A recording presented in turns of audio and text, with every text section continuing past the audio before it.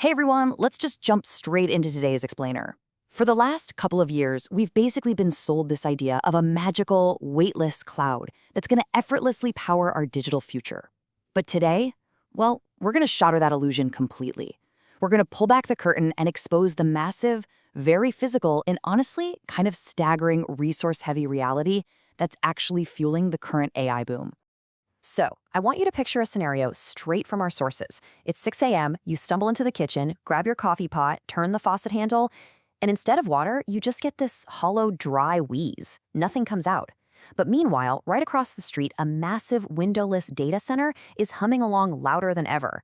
Imagine waking up to find your entire local water supply just drained, leaving your community's grid in an absolute state of triage, all just to keep those hyperscale servers running.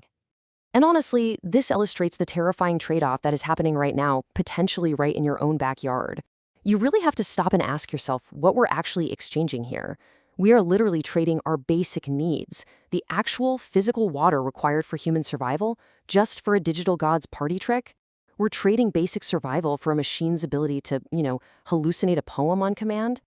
Okay, let's move into section 1, hitting the energy wall. Look, the massive, hungry reality here is that Silicon Valley's so-called magical cloud relies on the hungriest machines ever built by human hands. Period.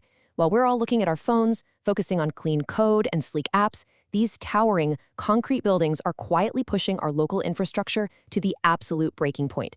And it's happening before everyday folks even realize what's going on.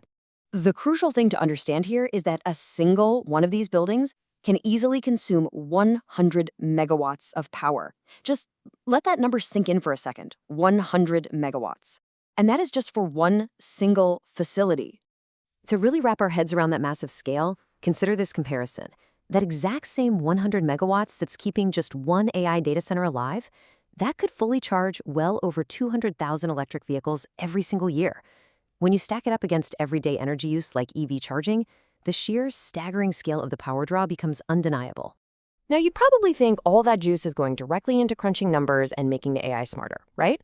Well, actually, scratch that. It's not. An incredible 40% of that massive energy draw doesn't do any computing at all. It is used entirely just to keep the machines from melting.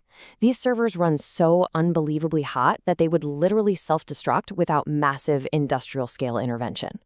Which brings us to section 2. Draining the local tap. So, to keep these servers from bursting into flames, we have to look at the water drain. Anywhere from 75 to 90% of data centers rely on water-based cooling systems. A mid-sized facility will easily burn through 100 million gallons in a year, and the truly large ones, they are drinking millions of gallons every single day. And where exactly does that water come from? It's pulled right from the exact same rivers and municipal supplies that flow to your house and your local schools. And guys, this isn't just some theoretical model. We're seeing it happen. In at least one town in Oregon, a single company's data centers recently gulped down over 25% of the entire city's water supply, a quarter of it. Everyday people in places like Northern Virginia, which is basically the data center capital of the world, are watching their utility bills absolutely spike. Grids that were originally designed for neighborhoods and hospitals are buckling under the sheer weight of millions of GPUs. But here is perhaps the most disturbing part of this entire process. Between 70 and 80% of the water used in these cooling systems is entirely lost to evaporation. It doesn't just neatly circle back through the pipes to be used again. Because of this evaporation reality, millions upon millions of gallons literally just vanish into thin air. The water never, ever comes back to the community. We are permanently trading away our most precious, finite physical resource to keep this technology humming. Okay, let's shift gears to section 3, fueling a financial bubble. Think about this statistic for a moment. 95%. Recent studies are showing that an astonishing 95% of enterprise AI projects have completely failed to create any return on investment whatsoever. So what does this actually mean for us? It means zero actual profit.